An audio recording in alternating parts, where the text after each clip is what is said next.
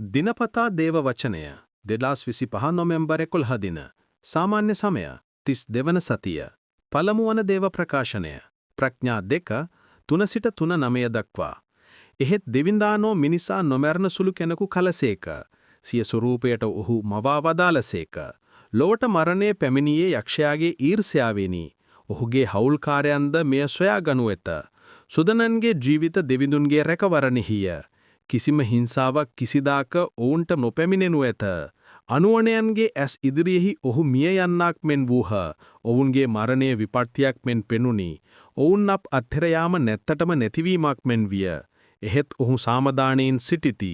ඔවුන් දඬුවම් ලැබුවන්සේ මිනිසුන්ට පෙනුන නමුත් ඔවුන්ගේ බලාපොරොත්තුව අමරණීය භාවයෙන් පෝෂණය විය. ඔවුන්ගේ වේදනාව අල්ප විය. ඔවුන් ලබන ආසිරි විශාල වනු ඇත. මන්ද දෙවිඳුන් ඔවුන් පරීක්ෂා කළ විට තමන් සමග විසීමට ඔවුන් සුදුසු බව පෙනී ගියේය. එතුමානෝ උදුනේ රත්රන් මෙන් ඔවුන් පරීක්ෂා කළසේක. දවන යාග පූජාවක් මෙන් ඔවුන් පිළිගත්සේක. මිනිශ්චය කාලයේ පැමිණෙන විට ඔහු බබලන්නෝය. ඉපනෙලි අතර ගිනි පුපුරු මෙන් දිලිසෙන්නෝය. ඔවුන් ජාතීන් විනිශ්චය කරන්නෝය. සෙනග පාලනය කරන්නෝය. සමිදානෝ සදහටම ඔවුන්ගේ රජවනසේක. දිවිඳුන් කෙරෙහි විශ්වාස කරන්නෝ සත්‍ය තේරුම් ගන්නෝය. සදහවත් වූ එතුමන් සමග ප්‍රේමයෙන් ජීවත් වන්නෝය.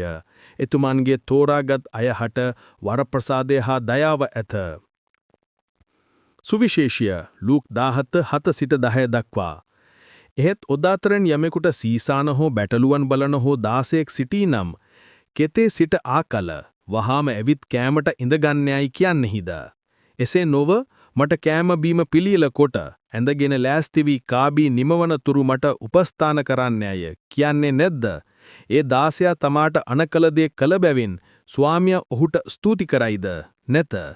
එසේම ඔබත් ඔබට අනකල සියල්ල කළපසු අපි දාසයෝය. ස්තුතියක් අපට හිමි නැත. කළ යුතු දේ පමණක් අපි කෙලමුයි කියන්නේය. වදාළසේක.